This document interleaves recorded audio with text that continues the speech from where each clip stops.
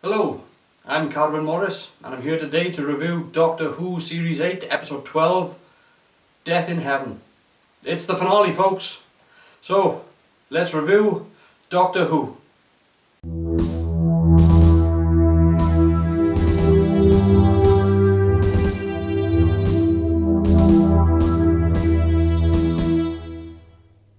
So we start off with the tease. Well, the tease was showing us the previously on and then went into the quick little bit before the titles, and it was all about Clara. Of course it was.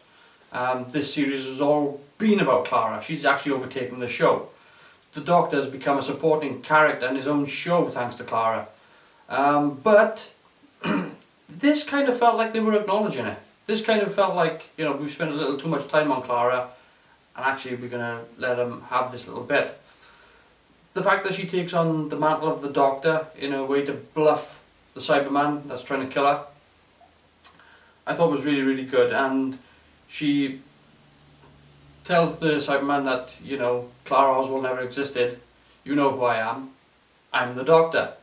Then we cue the titles, and on the other side, well, not quite on the other side of the titles yet. You see, for those people with a keen eye, and you don't need to be that keen, they actually dicked around with the titles a little bit. If you go back and re-watch, you'll see that Jenna Coleman's name appears first, then Peter Capaldi's, and the Doctor's eyes have been taken out, and Clara's eyes have been put in. I thought that was a nice touch. I thought that was a real nice touch. I don't think anybody was ever fooled into thinking that Clara was really the Doctor, but I just thought it was a nice touch here. I thought people in the office were really sort of using in their heads and actually doing a nice little change to the title sequence. We get on the other side of that, and the Doctor, Missy and the Cybermen are all standing together when they are confronted by UNIT and Kate Lethbridge Stewart and Osgood. Nice little scene with Kate Stewart sort of showing her confidence, and I like Kate Stewart showing her confidence. I don't ever want to see somebody who's supposed to be in charge of UNIT without having a bit of backbone and stick, and she certainly got stick. So so I like that. Didn't like the Cybermen taking off. I've always said that these Cybermen looked a little bit too much like Iron Man, and then they click their heels together and go rocketing off into the sky. Oh, you don't need to do it. You don't. But I'll come back to the Cybermen and all this cyber pollination stuff a bit later. I'm guessing that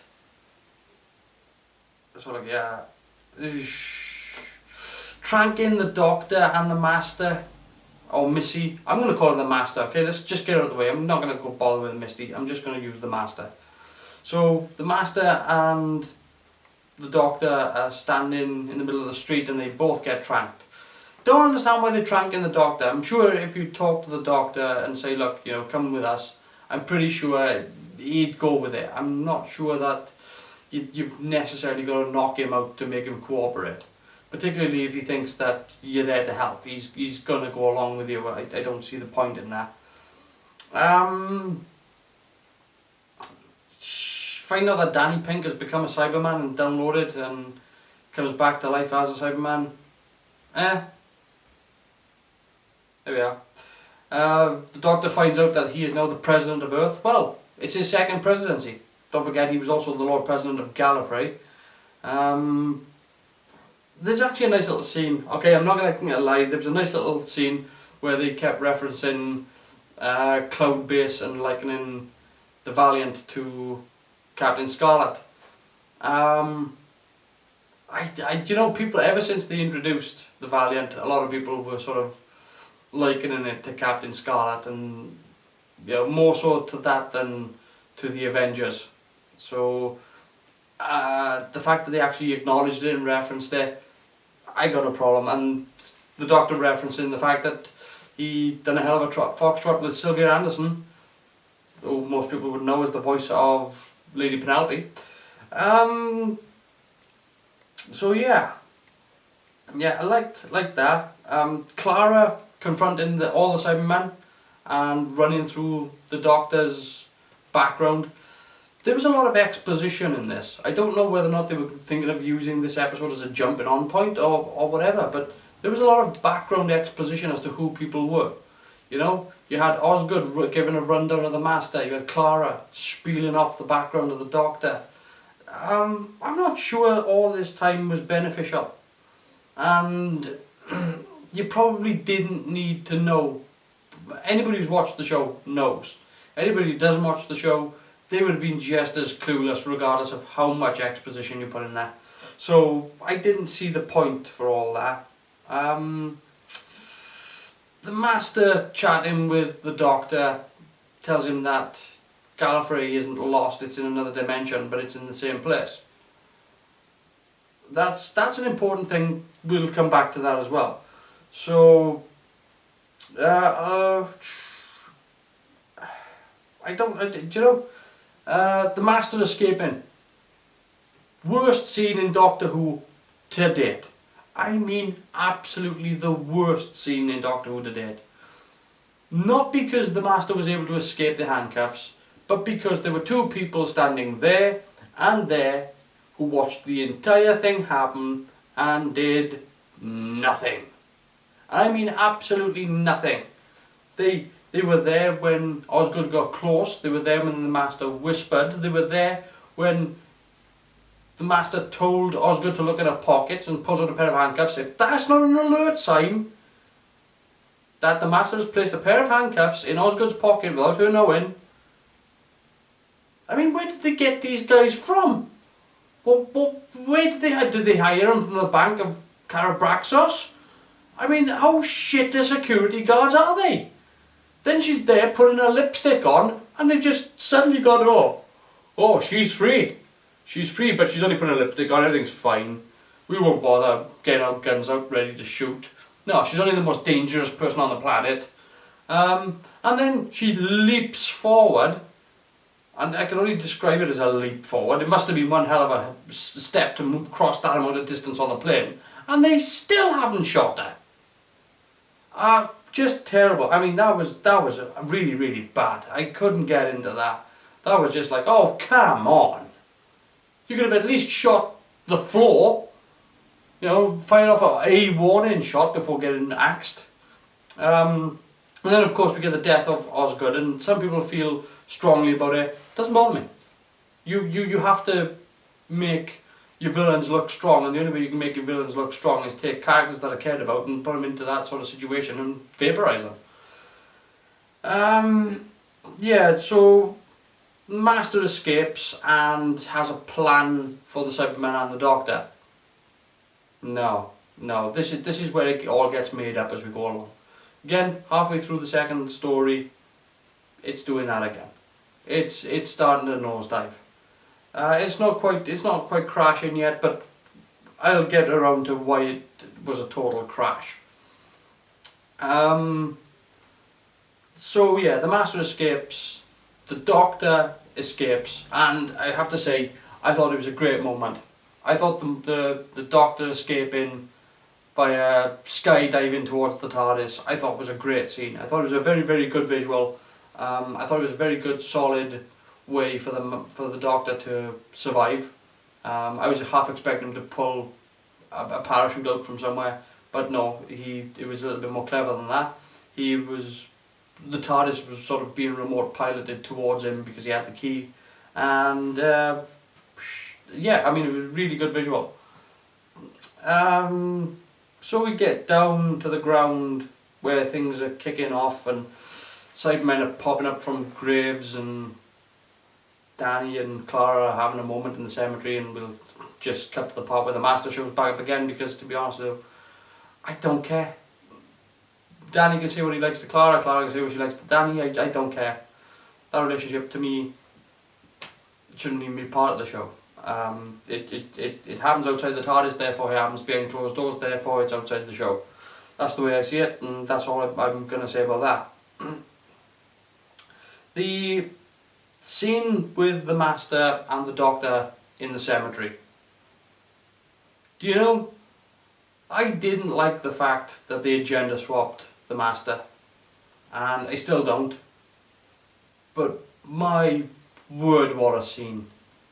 The scene of the Master saying, I'm giving you an army, happy birthday, you know, this is what I want, this is what I want for you, you're a good man, and I want you to be able to conquer the universe, because it's the only way that you're going to realise that you are the same as me, that we aren't that different.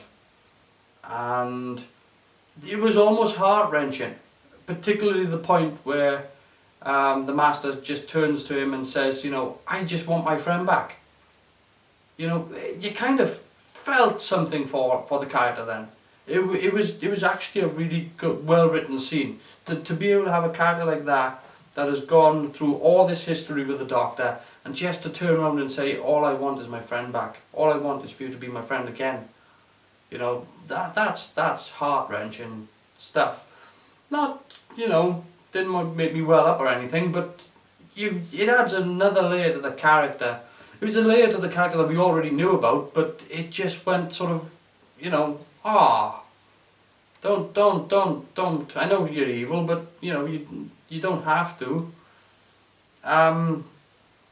So yeah, I mean, look, when it comes to the Master, I will just hands up and say my Master will always be Roger Delgado. Okay, and I grew up with Anthony Ainley as the Master, but the second I saw Roger Delgado as the Master, he just owned it. There was something Professor Moriarty about him, which is what the character was intended to be. He was always the Professor Moriarty to the Doctor's Sherlock, and you know, the only way I've likened the relationship between the Doctor and the Master really is the similar sort of relationship between Magneto and Charles Xavier. But I would prefer the Master to not be bananas, and that's the Master's own words, bananas. I don't like my super intelligent people to be stereotypically crazy. I don't see it there's any point in that. If you've got a good villain with a good purpose, who believes what I'm doing, I know exactly why I'm doing it, and unfortunately it's going to involve a lot of death and a lot of killing, but I believe I'm right, then that character becomes a legitimate, terrifying threat. So, Danny's big speech to the other Cybermen, what a waste of time. I mean, you think that he's standing on a grand stage and he's filling everybody up with bravado, and who cares? They're Cybermen, they're emotionless. Just give the command to fly off and get the hell out of here. The Cybermen don't care. So, yeah, that was a bit pointless, and you know, Missy gets shot, the Master. So she's only been around for 2 episodes, really, and she gets killed. No, she doesn't. No, she doesn't. Okay. This is clear evidence of them dealing with future episodes. Okay? Every single time a person has been shot by a Cyberman, they haven't disintegrated. Every single time a person has been shot by the Cyberman, they sort of glow red and then fall down. They don't disintegrate. They might explode maybe, but they don't disintegrate. Not forgetting the fact that she was also wearing a teleporter wristband means that it's highly unlikely that she's gone, she just teleported away. In fact, it even looked like the teleport effect when she teleports in. So it was a little bit more dusty than that, but it was definitely more of a teleport than it was an annihilation. You got Kate Stewart saved by the Brigadier. Oof. This was another cheesy moment. I like cheese, but not in moments like this. It was the episode was wrapping up, and you know, we'd accepted the fact that Kate Stewart was gone, and all of a sudden she's there, and she'd happened to be saved by the Brigadier. It's just too coincidental for me for her to be in the right place at the right time. I didn't like that. Didn't think that was a good moment at all. And the fact that it was alluding to the fact that it was the Brigadier, and then the Doctor salutes him and he flies off. No, no, Doctor, no, no, no, no. It's a Cyberman. It might be the Brigadier, but it's a bloody Cyberman, and both the Doctor and the Brigadier would have known exactly what to do in that situation. And the Brigadier wouldn't expect anything less. So if that really was the Brigadier, then the Doctor should have done what the Brigadier would have expected him to do. Then you get the post scene where, you get the post scene where the Doctor and Clara are in the canteen, or cafe, I should say. There was that little moment whereby, because we thought sort of Danny was going to come back, because Clara was having that little sort of bedroom scene sequence, and everybody thought, oh, Danny was going to come back through this sort of portal-y thing, and it turned out that he had saved this child from the Nethersphere. I don't know how. I don't know how, because as far as I can tell, only the child's mind was uploaded to the Nethersphere, and the bracelet can only send people back, but there's no matter for it to send back, there's just a mind. So what did they send back? Some sort of hologram? I don't know. That was really... I mean, the problem with this episode overall, was that there were a lot of massive ideas in this program. There was a lot of big, real big ideas about what the story should be about, and there were too many that they could have expanded on, and none of them were really realised properly. The Cybermen attacking Earth was one idea. The Master attacking Earth was another idea. Danny Pink being killed was another idea. Going off to save Danny was another idea. None of them were ever really fully realised. So yeah, but anyway, getting back to what I was saying about the end scene, didn't like it. I have to say, I didn't like it. There was nothing really wrong in what was going on, because obviously Clara was finally going to say goodbye to the TARDIS. I don't think she has finally said goodbye to the TARDIS, because I think she's going to be back for the Christmas episode. But the fact that they're both sitting there lying to each other. So I'm sorry, I don't see that as working out. I'm not sure what the comment on that is. The Doctor and Clara have been friends for a long, long time. They start lying to each other, therefore the relationship ends. It ends because they're lying? Is that what this entire series has been about? How lying destroys friendships? I don't know. But that's sort of the note that it's been left on, and it's kind of a bad taste. In fact, it's sort of anticlimactic, and they even allude to it during the end title sequence, where we get the Christmas tease where Nick Frost shows up saying you can't leave it there. You know you can't leave it there. So maybe they felt that the episode itself was slightly anticlimactic, and particularly concerning the relationship between the Doctor and Clara, so they decided to throw that in on the end, just so that they've acknowledged it. So other things that I said I was going to come back to was the cyber-pollination in the episode. I just thought it would be more effective if the Cybermen had pollinated the living. Wouldn't that have been a whole lot easier than to resurrect an army and to have them dominate the living? Wouldn't you just, convert the living? Pollinate the living, have them convert. You wouldn't have an army to fight. You wouldn't need to resurrect an army. You just have an army. Ta-da! So I didn't see the point in that. The villain of the Cybermen, what a wasted villain. Totally wasted in this episode. Completely. It could have been any villain. It could have been the Daleks. It could have been... It could have been anybody. It could have been the Silurians. They just chose Cybermen because. Just because. And the Cybermen didn't even behave like Cybermen. That's one of the problems I have with the new Cybermen, is that to me they're not frightening. To me, the new Cybermen are not frightening at all. They look cute, but not frightening. If you put an army of Cybermen against an army of T-800 Terminators, you're going to run from the T-800 Terminators. You know, the Cybermen got all these newfangled gadgets, and hey, they can fly, and they've got ray guns, and they can electrocute people. T-800s can only rip you limb from limb.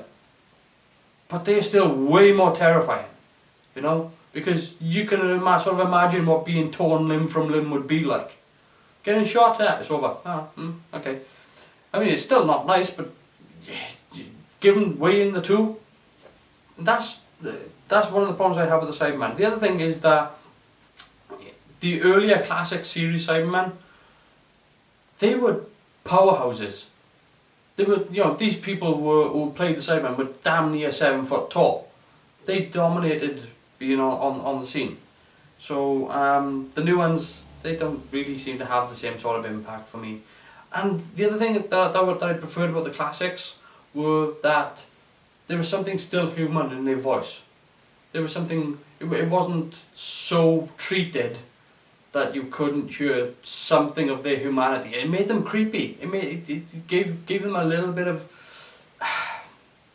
I'm just going to leave it, they were just creepier. Okay, they moved in a different way. They were bigger, they were more dominating. They were less equipped, you know, because these ones are all tricked out with all sorts of gadgets, but they were more creepy. Yeah, Gallifrey being lost. The Doctor at the end of the episode, you remember he flies to where Gallifrey was supposed to be, and Gallifrey's not there. He's really not using his noggin, is he? I mean, the Master said Gallifrey's not lost, it's just in another dimension. So she gave him the coordinates to Gallifrey, but not in this dimension. I mean, how can the Doctor... If I can piece that together, how can not the Doctor? I mean, seriously. That's been one of the biggest criticisms, I think, for this series, is having the Doctor be not as intelligent as the people around him. That really... I don't like that in the Doctor. Yeah, I mean the whole plot of the Masters as well. This is why I said the episode nosedived. The entire plot, that what the Master was trying to do was to convince the Doctor that he was almost the same as the Master. That's what the entire thing was about. If that's true, then why the hell did the Master blow up the plane that the Doctor was on, trying to kill him? I mean, she saw him fall out of the plane. She watched him fall. She had no idea that he was going to survive. She thought he was dead. If that's the case, then her entire plan was completely wasted. Which means that the entire plot for the last episode was completely wasted, and every single time that she's popped up throughout the series was completely pointless. So yeah, I've yet to work out something out of this plot. Again, the biggest problem with this episode was that it did not tie up things that needed to be tied up. And I didn't think it would. I genuinely didn't think that it was going to tie up everything that it needed to. And there were too many moments of this happened because it could happen. You know, the cloud seeding. They regionalised the weather so that it stayed over graveyards. Why didn't you just let it fall wherever? You know, fall all over the world. It doesn't matter that it's just over the graveyards. I mean, you know, this is nanotech. Surely it would pollinate any inorganic matter or recently dead biomatter. So yeah, that was I thought, this is sci-fi moment. Yeah, I didn't like that.